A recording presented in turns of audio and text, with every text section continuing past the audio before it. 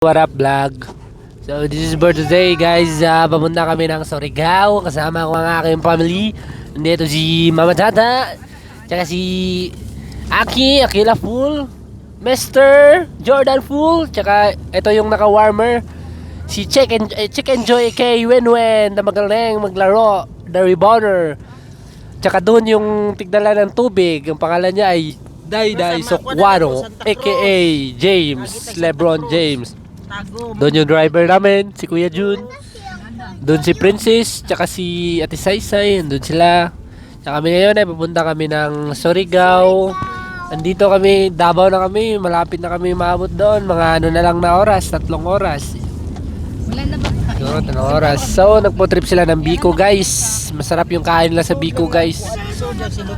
Kabalo mo guys, kwento lang guys, ang nagbuhat ng ano guys, nagbuhat ng Biko guys, si Uncle Yoyo guys, katawanan kay magbuhat niya guys, kay Bugnas, ang Bugnawa na guys, kay Rip pa niya guys. Just talking about to you guys, yeah.